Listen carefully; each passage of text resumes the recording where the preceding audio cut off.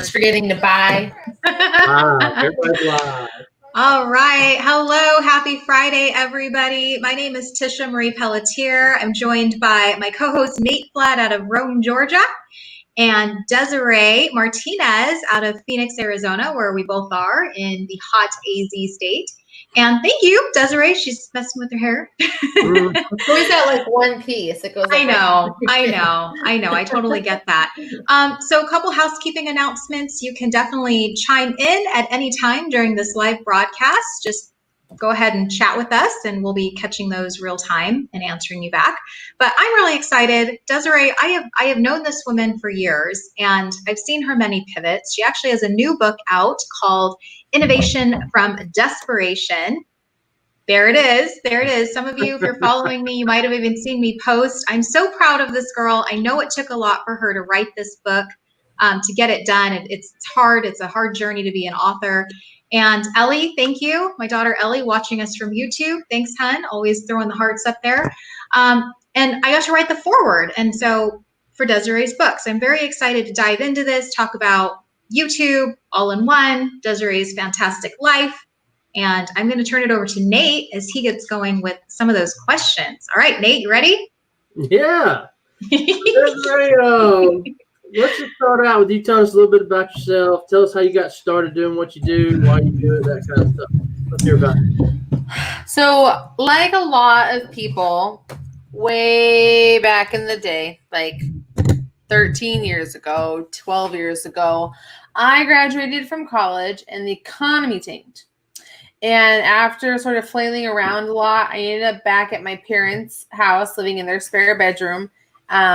24, lots of student loan debt, no job, and just in a super terrible place. And like all good things that they start with your mama. My mom, we have this website here in Phoenix called networkingphoenix.com. At the time, it was actually kind of new. And she sent it to me and she's like, you should go to this website and find some free networking events to go to and see if you can like pick up some freelance graphic design work. I was like, all right, I can do that. And so I'm like, my motto through that time was a lot of like, what do I have to lose? And so that's what I really just like focused on through everything. And I started trying to like get graphic design work and charging people like $10, $12 an hour. Like, and people would still tell me it was too expensive. Like, we've come a long way, but you gotta lower that rate, Desiree. I know, yeah, I can't afford that right now. Can't afford less than minimum wage. Anyway, yeah. So it was just like one of these things. But adults, and I feel like I could legit say adults because I was 24. They were asking me, "What's this Facebook thing?" And I was like, "What you know about Facebook?" Because I had gotten on it in college, like when you could only get it with a college email. And so they were asking me how to use it because they're like, my kids are using it. I got invited to do it. Like my whatever family member sent me this like friend request. I don't get it. And so I started teaching people how to use Facebook, not only for personal use, but also how like it would apply to their business. And one day someone turned to me and they're like, you should totally do this for our job. And I literally looked in deadpan and I was like, no one is going to pay me to be on Facebook. And I eat those words every day. And I started like looking actually into like, is this something people are doing? And there were some companies that were out there kind of doing it. It wasn't mainstream. It wasn't popular. The word social media manager didn't exist. And I was like, well, this is what I've been doing. This is what I've been like getting. People keep asking for, like, as much as I want this, no one's asking me for this, so I need to go over here and do this. And so on June 30th of 2010, I launched my freelance social media marketing agency where I would create pages and do Facebook landing pages and graphics, and I would post content for them on a daily basis. And I mean, it was just really figuring out this combination of like, what is being an entrepreneur and what is this Facebook, social media, like what is this job? What is this industry? What is this business? And I've been doing that ever since because it's always changing. That it is. Mm-hmm. I mean, Tisha can definitely weigh in on that. She's been doing that a lot. No. Actually, I'm going to say Desiree is my good friend that told me I failed at social media. Yeah. You have said, she's like, You're you're social media failure, but it's not for lack of trying. yes, I have Well, there you tried. go. I have tried every platform, and I will say it's why I say like LinkedIn is it's my jam. Like my people are here, and if anything, you should be going where your people are. Like, where's your tribe? Where do you connect with people? So thank you, Desiree, for telling me I failed, because it really pushed me into being on a platform that I actually want to be on. Look at this. Go mom. Thank you. My daughter Ellie is watching from YouTube, so I'm trying to lead by example. So yes, I am a LinkedIn girl. I love LinkedIn. I'm trying to get more people on LinkedIn. I'm trying to get Desiree more involved on LinkedIn. But I do think you find where you want to be. And that's different for every single one of us. Yeah, I think it's all of the things. And I think that when it comes to social media, the number one rule is go where you're comfortable, go where start with what you know and what you can really handle, and figure out how you can use something personally before you really dive into how you can use something professionally. Ooh, yeah. That's deep.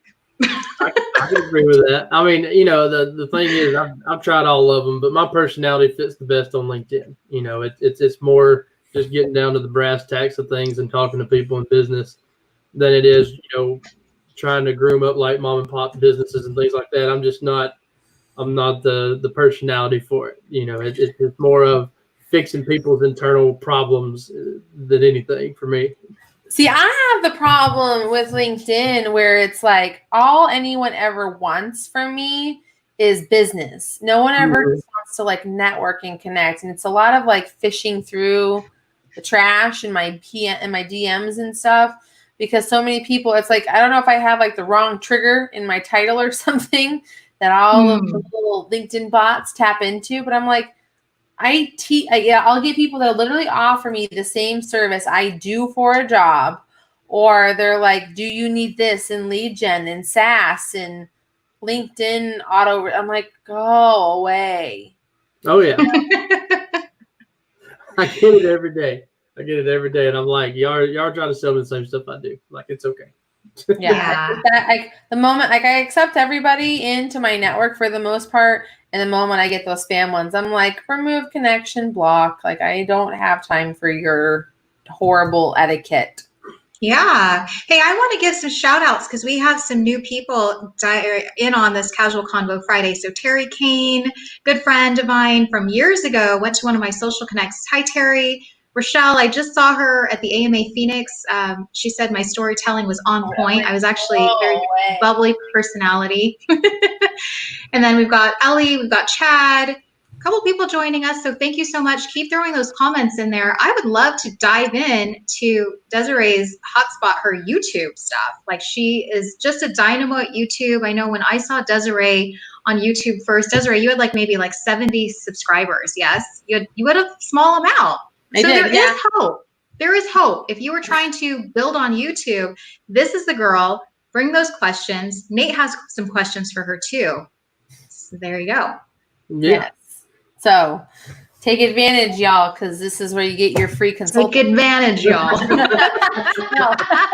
This is free consulting. My journey to YouTube is kind of, I mean, everyone has a different reason why they get on YouTube. Like, I have a podcast I do that's called The Women of YouTube, and it's all about sharing like why people got on YouTube, what their journeys have been like, and what they've worked through it from a female creator's perspective. And everything I've learned, most of them all have a unique reason.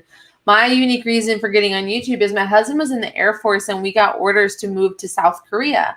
And at the time we lived in the middle of nowhere in Texas, and I had just recently launched my social media marketing agency, All-in-One Social Media, where it was very much focused on two things. Like, we were helping businesses grow with our do-it-for-you services, while also putting military spouses to work as social media managers anywhere that they were stationed around the world. And so I was like, how am I supposed to keep like this mission alive, keep helping these women and all this kind of stuff when I'm on the other side of the world? And so I found this really great book that's by Amy Schmittauer Landino called Vlog Like a Boss. And it really showed me that I could use YouTube to map out who I was, what I could help people with, and like prove my expertise in a way that allowed for me to also be weird, because I'm super weird. And it just like allowed people to connect really well. And I got on it once we got settled in South Korea, and I launched on August 1st of 2017, like making super terrible YouTube videos. Like I had a webcam and like a window and like top down fluorescent lighting. And I wore way too much makeup. I was super sweaty because I didn't have air conditioning in that room. And like, I'm like, you can see like my bra straps with like my tacky tank top. And I put the webcam on my computer and I talk with my hands. And so I'm like banging the desk and the camera is shaking. Like, it's bad. It's all right. You have to be bad. Like, you're supposed to start somewhere. start with something, right? So yeah. I mean, you know, there's nothing wrong with starting off bad. We definitely did it. First time we tried to. I want you to remember. Nate's being really nice, actually. Nate carried us. I want you to remember something. I want you to remember that every time you start something new, you are going to suck. Yes. Whether it's cooking, playing a video game, figuring out how a board game works, to something like professional, like how to do email marketing or how to do social media or how to get on YouTube, doing your taxes, understanding legal contracts. Like, you're supposed to suck. Like, that's how you learn. And everyone forgets that. Everyone expects with YouTube for some reason that you just like hop on and you're just supposed to be like, you know, Tyra Banks, amazing looking, got it together with all of the sass and the togetherness with the super high quality, everything. No, just no. Suck. Figure it out, but show up solving people's problems every time you hit record. Yes. Like okay. This is so good. I love this, Desiree. All of us suck at the beginning. We can all get better. I mean, I've seen some of your videos. Image for this interview. Yes. Everyone sucks. It's okay. That's the sound bite. I'm going to go ahead and share that. But I mean, yes, Nate and I mean, this was flying by the seat of our pants. Michelle, I know you're on now on Facebook. Like, she's watched a lot of these. You should see, like, I'm just nodding in the background because I don't have sound. Like, that sucks. So I'm just saying, I mean, we've had our fair share of laughs. I think Nate's laughing at me, but absolutely, that is okay. That is okay. I remember you told me you were going to do the interviews and I did the technical stuff. Next thing I know, I'm talking and you're over there nodding your head like you can listen in, knowing that you're lying. Hey, you know what? You will find those in my Rule of Life lesson stories. I will post that when we get to that point in our lives. But very cool. You know, I've seen so many people like starting out, like they get so concerned with, you know, they go out and buy the YouTube gear is what I call it. You know, they drop a few grand into equipment, but then they don't start making any videos whatsoever. Or you know, I think that buying equipment is a way of procrastinating. Yes. Absolutely. Yes. I think that's like, oh, I can't possibly go live or be on a YouTube video. I don't have nice equipment like all of these other people do. I'm like, dude, you got a smartphone. Shut up, pull it out, hit record. Like, it's just a lot of, like I said, people will always find excuses for things that they don't want to do or that are uncomfortable or that are hard. I know from example, there are literally things I avoid doing all the time because I just don't want to do them. My dishes is a case in point, you know, but it's just like, it's just one of those things. Oh yeah. So Desiree released a fantastic YouTube video about LinkedIn. And I was so excited, Desiree, because when I watched it, I was like, I have all those things you mentioned to get started. Every single thing. So again, people are like, you're on camera so much. I'm like, do you realize it's this bad boy? It's this bad boy. And that's it. And my car is the setting. So it really is about getting started, getting going. You can always upgrade equipment as you go. Yeah, my whole first year on YouTube was a webcam and a window and a super shoddy, crappy, like basically plastic tripod. And I only bought the tripod because I was hitting my desk with my camera. And I'm like, this isn't going to work. I can't not talk with my hands. And so it's like, it just is what it is. Yeah. So I want to say something. So yesterday I was giving a talk. Desiree, I don't know if you were on it, but I gave a talk for the American Marketing Association. I know Rochelle Canaday from Oregon, my newest connection, is on. But I couldn't get my webcam to just sit on top of my laptop the right way. So I threw it on my tripod, hoping and praying that it would stay for the whole time I'm talking. Well, I got so excited that I banged my hands on the desk and the whole thing fell over while I'm on my speech. And so everybody's watching me upside down. And I'm like, at least you can hear me 1 second. And I couldn't get it positioned right. So I just had to hold it the whole time. And luckily it was at the end, it was the Q&A session. But I was like, you know what? Things happen. You just say plot twist and move on. Like, it is what it is. Oh, yeah. Yes. Yeah. People enjoy funny. You know, everybody talks about they need everything to look professional and stuff like that. But at the end of the day, you make people's troubles go away when you start making them laugh. I mean, that's just it. You know what I'm saying? Like the professional corporate born stuff, there's millions of those out there. You're going to watch them and you're going to fast forward through to get whatever information you want and you're going to walk away. But at least if you're making people laugh with doing something stupid, they're at least going to remember that and they'll come back to it later. Yes. So Rochelle's laughing because she said that's funny. Yeah, she was there. Can we throw this comment up there, Nate, from Terry Kane? I really like what he said. Terry is a process guy too, but look at this. The new process: suck some, suck a little, stop sucking, future better wording, rookie bad, better baby steps, better again, pretty good, almost excellent. Thank you, Terry. This is awesome. I love that you posted that for everybody to watch, you know, in the replay too. But thank you for sharing that, because that's what we're talking about, that you're just going to have to get started somehow. Oh, yeah. 100%. So Desiree, I got a question for you here.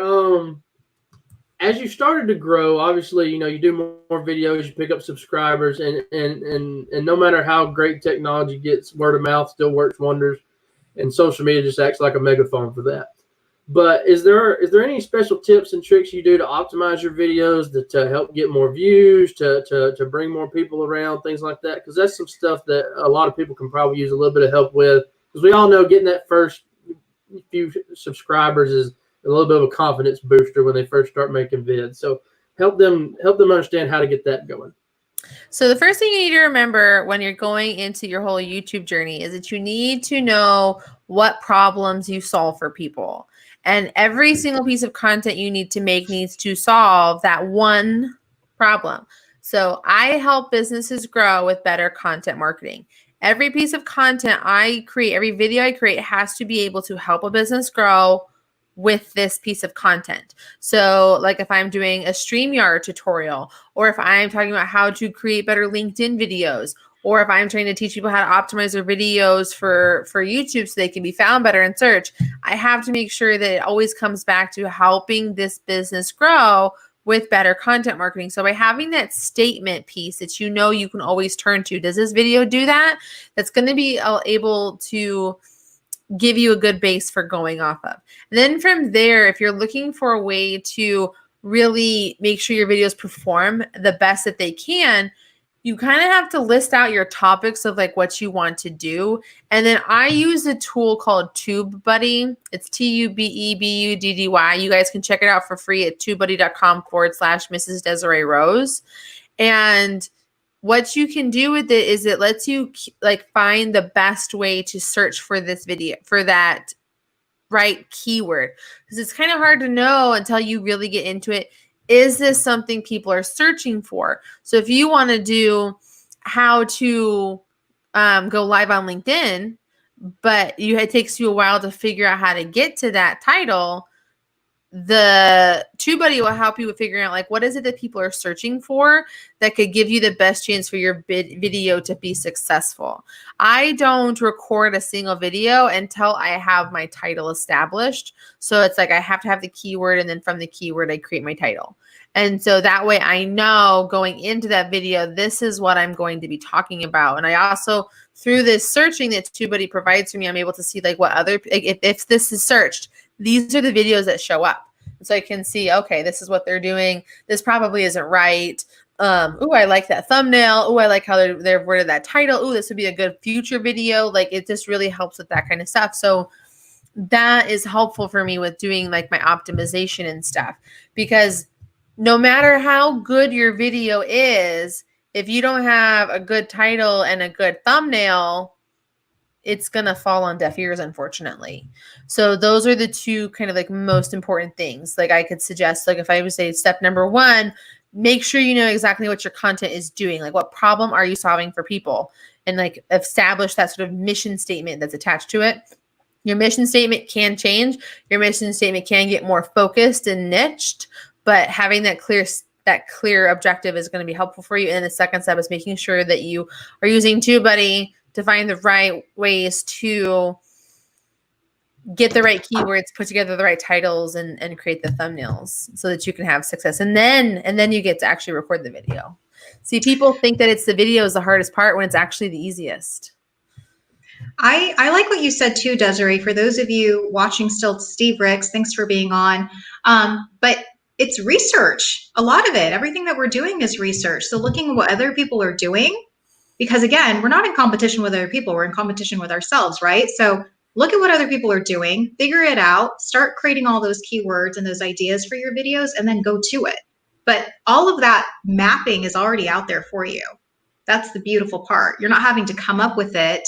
It's already there. And what's really nice with TubeBuddy is the more you know what you're doing, the more your videos are serving a specific demographic and all that kind of stuff, the better data you'll be able to have.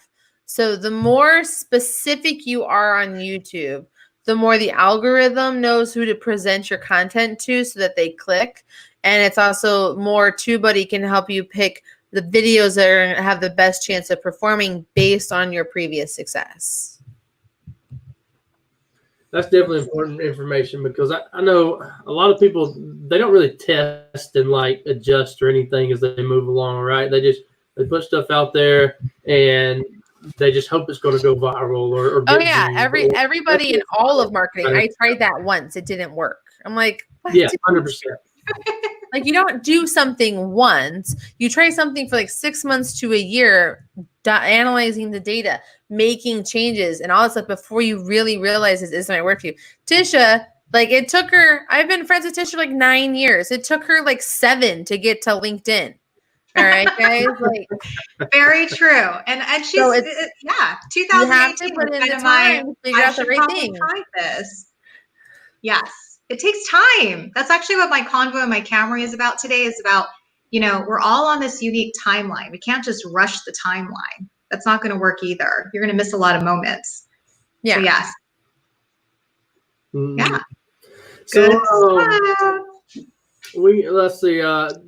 Can you talk to us about, I know you touched base a little bit about how what your process is, but talk to them about sticking to a same process for creating a video, uploading the video, optimizing the video, and making sure that they're, doing the same thing over and over again and making adjustments. That way they can make adjustments. It's just like running an experiment, right? You change one variable at a time kind of thing. Kind of walk us through your process a little bit more in depth of how you go about that. So my process has evolved over time. The thing about YouTube is, and this is an important thing to remember, YouTube is a job. Mm-hmm. Like YouTube is a lot of work. YouTube is not to diminish. I feel like I can critically say this because I have been a social media marketer for 10 years. YouTube is more work than any social network because there's so much more that goes into, even from a live streaming perspective. Live streaming is way less work than YouTube. Because with YouTube, it's like there's so much before and after work. And then on top of it, it's like, now I got to go create it all over. I got to do it all over again. Because the objectives with YouTube is like there's specific things that become kind of like lore for your plan. And it's I have to be consistent. I have to show up every week. I have to show up solving these specific problems. I have to make sure I hit these beats. Like I got to have my solid introduction. I have to have a small intro that's like a graphic one or no intro. I need to establish what's happening here and who I am and why I'm the expert. And then I have to have the meat, and I have to make sure the meat isn't just me standing in front of a wall for an extended period of time with like out any sort of changes or text and and things like that going on in the screen. And then like making sure that when I'm making sure that when I'm ending my video, my viewer doesn't know I'm ending the video. I don't say things like final and finally and things like that. And I'm always drawing attention to the next video that I want them to watch to keep them trapped in my content. Like there's just a lot of these things, but where I'm at, I have learned in 3 years. When I started off, I would say, and this is the end, and my intro was really long, and my whole like warm up to who I am was really long, and I wasn't having a very clear call to action in my videos for what I wanted them to do, which is get on my email list, which I should have been doing from video 1. Right. There were things like having the right graphics, having the right cuts, having the right edits. And these are just things like, again, this is why you suck at first so that you know where to get better. And that's why it's also important to study to see like, okay, like have you ever, one of the things that a lot of people don't notice on YouTube is no one breathes. We literally respect your time so much. We take out our breaths when we edit our videos. True. The more time I am like, the more like I'm removing every opportunity for you to leave my videos because I'm not getting to a point fast enough, or I'm not changing something enough. Like it's a lot of that kind of stuff. So like where I'm at with my videos now is I'm like, okay, I have to make sure that I'm recording far enough away so that at some point my editor can come in close and like pop it in. I'm removing my breaths. I'm adding text to my screen when I'm making specific points. I'm making sure I have enough B-roll, which is like extra footage for when like I'm talking about something. I'm making sure when I'm demonstrating something that it gets trimmed down. You know, it's just a lot of these things that go into my videos to make sure that I am respecting my viewers' time, but keeping them there. And so it's figuring out, that's why I say, start with the problems you already solve for people all the time, because these are easy for you to answer. Like everyone has the top 10 to 20 questions they're asked all the time. Make a video about every one of those because they're easy for you to talk about. You know, you're confident in the material. It's just it's going to work for you better, and it's going to make you confident in presenting that information. Mm-hmm. Hey, I have a question for you, Desiree. So about the length of videos that you should be putting up on YouTube. It's not this just a 1-minute video. I know it's between 10 and 20 minutes or so, or what would you say is like that sweet spot? I don't know. This is just what I hear. I'd like to go to the expert. What do you say, Desiree? The world's worst answer. Video's as long as it needs to be. Stop. Okay. No, I'm serious. I do a lot of how-tos. So I literally will have a how-to video on my channel that's like 1 or 2 minutes long. Because it's like, do you want to know how to go live horizontally from your phone? Let's do this. Hi, my name is Desiree. Let's dive into the phone. On the phone, I show them how to do it. And I'm like, if you want more, watch this video here. I'm out. Like, it doesn't need to be long. However, when you get more established as a YouTuber and you're thinking of YouTube more as an income stream and you want people really locked in on your content, you're giving a lot of value, and your people have chosen to build a virtual relationship with you, then you want to spend more time with them. I think, in my opinion, and this was very recently adjusted, the sweet spot is actually 8 minutes. 8 minutes. And the reason I'm suggesting 8-minute videos is because YouTube is a business and they are monetization focused.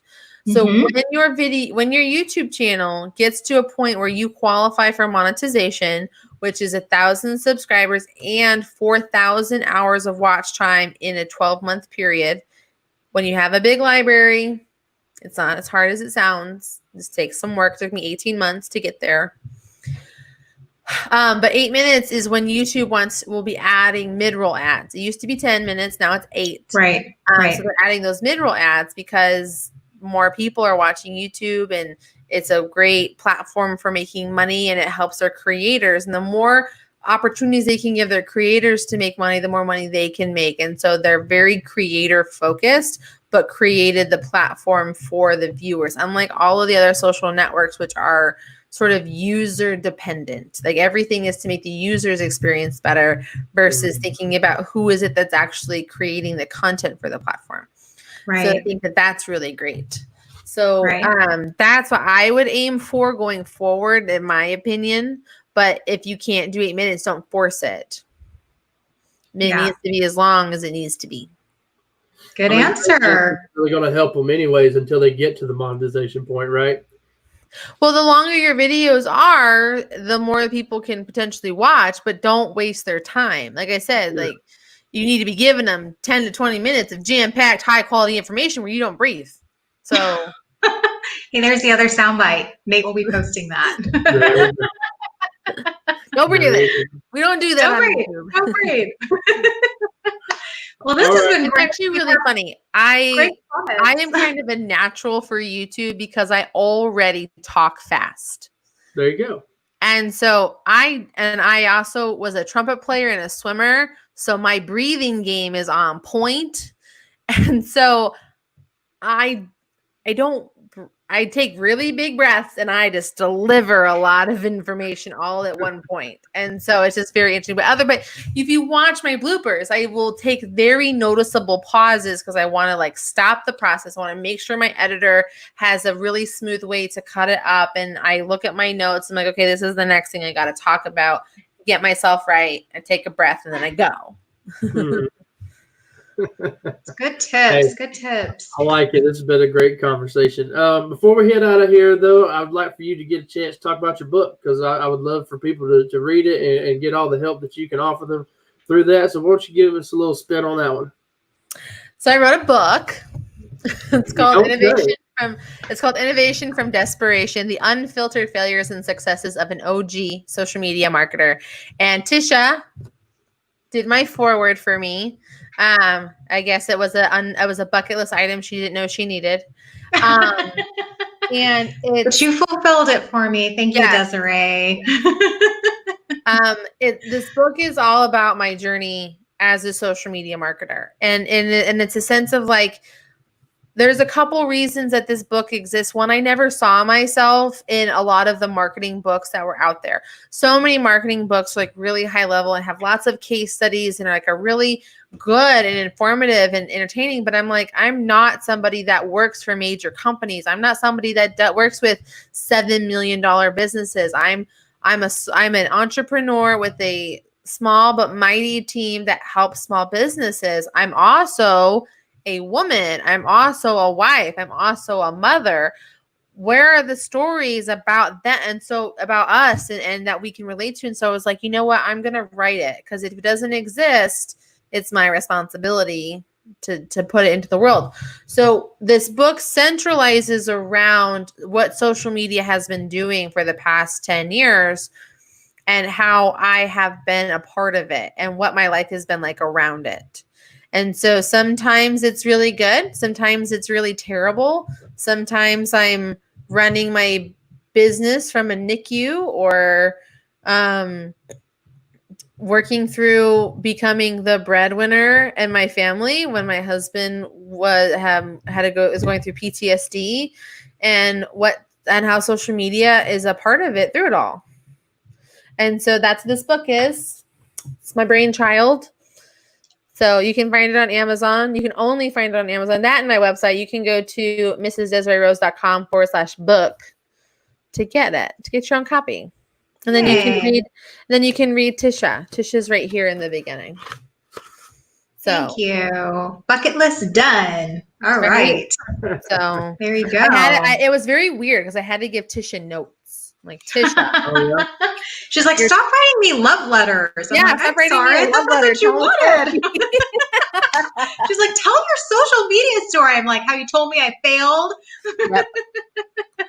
It's literally in here. It's like the third sentence, Tisha, you have failed at every single platform except for one. Hey, and I'm crushing it on LinkedIn. So there you go. This is like marriage and all you need is one. There you go. Yeah. Right? There you go. There you go. All these Sound little clips for sound bites we got, little quotes. Man. I know. This is good. Thank you, Desiree, for jumping in Nate, our hot remember, you seat. have to go buy one now too.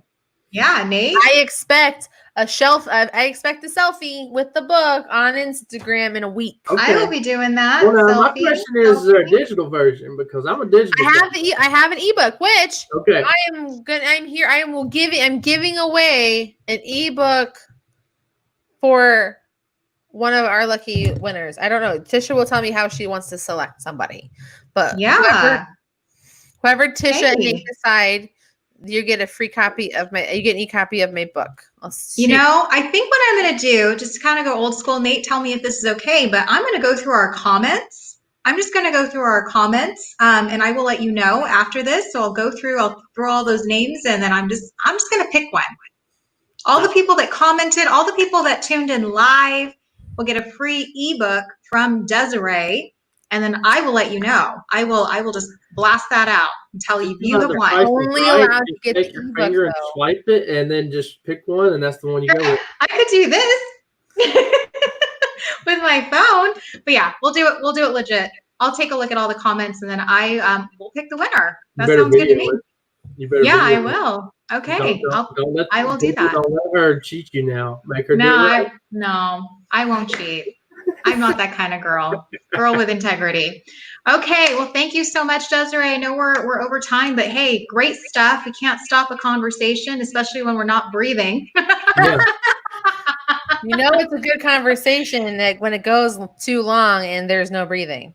There you go. I know, exactly. All right. Well, thanks so much, everybody, for tuning in. Just a note, I am unplugging, so I will be out of town next week, but we will resume on July 24th with our next Casual Convo Friday. And if you would ever like to be a guest on Casual Convo Friday, Nate and I are always up for hot seat guests. Make sure you DM one of us, and we will get you the form to fill out and get you scheduled. So thanks so much, Nat. Good to see you on again as well. And everybody else, thanks for tuning in and watching this live or watching the replay. Thanks, Desiree, and thank you, Nate. Yep. Thank you. Bye. See you guys.